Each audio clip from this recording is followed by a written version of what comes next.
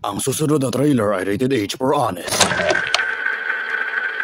Hindi lahat ng Diablo ay masasama dahil karamihan ay nilalayo ka sa kasalanan gaya ng pagbang sa ex mong pari na hindi lahat ng ukay-ukay ay mura. 2-5 po. Humanda na kayo sa kanilang pagdating. Shake, rattle, and roll 11. Sinaniban dahil hindi maka-Diyos, which is stupid. Ano yun? Porket hindi ka na maka-Diyos, deserve mo ng saniban? Ano yun? Ganun ba?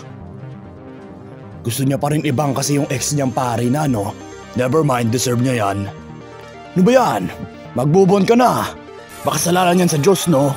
Kaya sinaniban ng Diablo. The Exorcist 4 No Infringement Edition. Sino man ang tututol sa kanilang kasal, magparamdam na. Fashion designer ako! Gown ka lang! Haha! Nakakatawa, sinabi niya yung linya.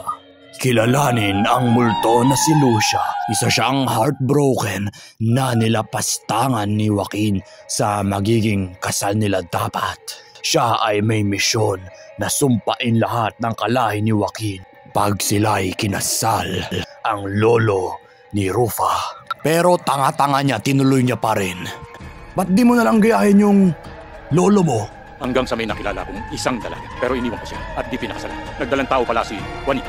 Ang aming anak na yon ay ang iyong ama. Di ba pwede pa kayo gumawa ng baby kahit di kayo kasal ng asawa ni Carmina? The Killer Bride. Kilalanin ang mga grupo ng magkakaibigan na nagka-camping.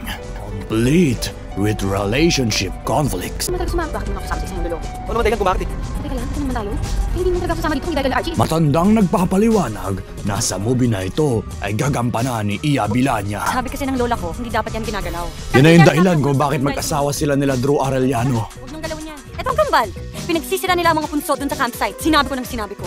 Together, makakaharap nila ang lupon ng mga lamang lupa na nagsisilabasan after nila pastangan ng kambal na deserve mamatay sa horror movie.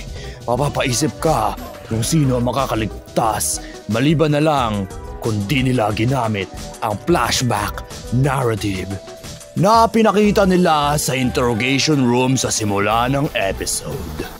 Isang storytelling device na dapat matutunan ng writers kung gusto nila umasa sa manonood para at least magkaroon sila ng pakialam sa characters para makasurvive, resulting sa pelikula na mapapaisip ka talaga na ang punto lang nito ay isang bagul scare.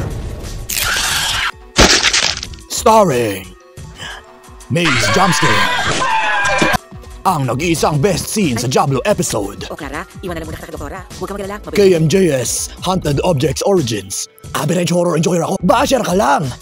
Direktor ng unang episode sa Shake, Rattle, and Roll 12. Vocalist ng parokya ni Edgar. At Mike Enriquez.